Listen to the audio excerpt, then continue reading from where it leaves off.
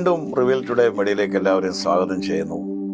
നമ്മൾ ഒരിക്കലും don't turn back, തിരിഞ്ഞു പോകരുത്.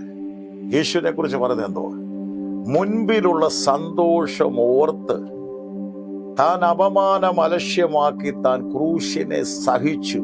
വചനം പറയുന്ന he endure the cross, despise the shame and seated the right hand of heavenly father.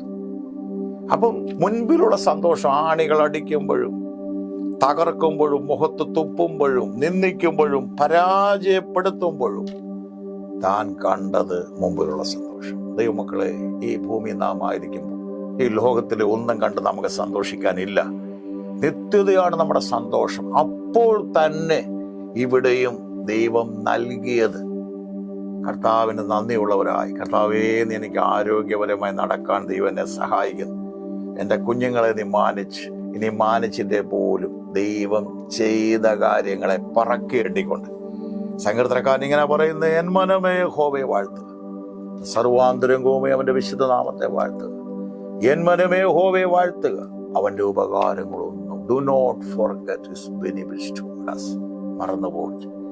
അപ്പം നന്മകൾ യേശു അതാ കണ്ട, പിതാവിന്റെ വലഭാഗം ഇരുന്ന് സ്വർഗത്തിലും ഭൂമിയിലും അധികാരമുള്ളവനായി മുഴുവൻ വാഴുന്നതാണ് കർത്താവ് കണ്ടത്. ഞാൻ ഈ ഭൂമിയിലായിരിക്കുമ്പോൾ ഞാൻ അങ്ങനെ സന്തോഷിക്കും. ദൈവം കഴിഞ്ഞ കാലങ്ങളിൽ ഇറങ്ങി പുറപ്പെട്ടു 10-25 വർഷമായി.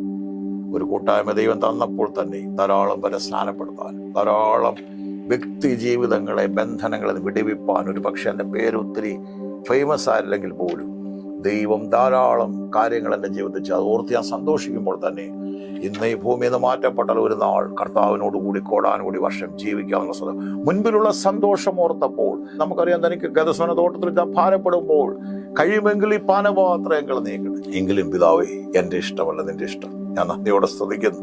താൻ ഏൽപ്പിച്ചു കൊടുക്കുമ്പോഴെല്ലാം എബ്രായ ലേഖനൻ പറയുകയാണ്, മത്തായിയുടെ 5 ഗോസ്പലിൽ അത് പറഞ്ഞിട്ടില്ല, പക്ഷേ വെളിപ്പാട് എബ്രാഹിം വിളിച്ചു പറയുകയാണ് 12-ാം അധ്യായത്തിൽ, മുൻപിലുള്ള സന്തോഷം. യെസ് കുഞ്ഞെ, നീ പരാജയമല്ല, നീ തകർച്ചയിലല്ല, നീ നഷ്ടമല്ല, നീ ദൈവത്തിന് പ്രിയ പൈതലാണ്, അവന്റെ രക്തത്തിന്റെ വിലയാണ് നീ. അതുകൊണ്ട് ധൈര്യമായിട്ട് മുമ്പോട്ട് കുതിച്ചോ, നീ ലജ്ജിക്കപ്പെടത്തില്ല. ആ മുൻപിൽ കഴിഞ്ഞ കാലങ്ങളിൽ ദൈവം ചെയ്തെങ്കിൽ അവന്റെ പേര് തന്നെ ഇന്നലെ ഇന്നും എന്നേക്കും അനന്യൻ. ഇന്നലെ നിനക്ക് വേണ്ടി അവൻ പ്രവർത്തിച്ചെങ്കിൽ ആമേൻ, ഇന്നവൻ പ്രവർത്തിക്കും, നാളെയും അവൻ പ്രവർത്തിക്കും. ആ പ്രത്യാശയാണ് നമ്മുടെ നങ്കൂരം, നമ്മെ ധൈര്യത്തോടെ മുമ്പോട്ട് നടത്തും. അതുകൊണ്ട് ഭാരപ്പെടേണ്ട. ആ മുമ്പിലുള്ള സന്തോഷം ഓർത്ത് മൂവ് ചെയ്തോ. യേശുവിനെ പോലെ ജയകരമായ ഒരു ജീവിതം നിങ്ങളെ വെയിറ്റ് ചെയ്യുന്നു. സ്വർഗത്തിലെ ദൈവം സഹായിക്കട്ടെ. ആമീൻ. ഇത് അനുഗ്രഹമാണെങ്കിൽ ഷെയർ ചെയ്യാൻ, സബ്സ്ക്രൈബ് ചെയ്യാൻ മറക്കല്ലേ. God bless you.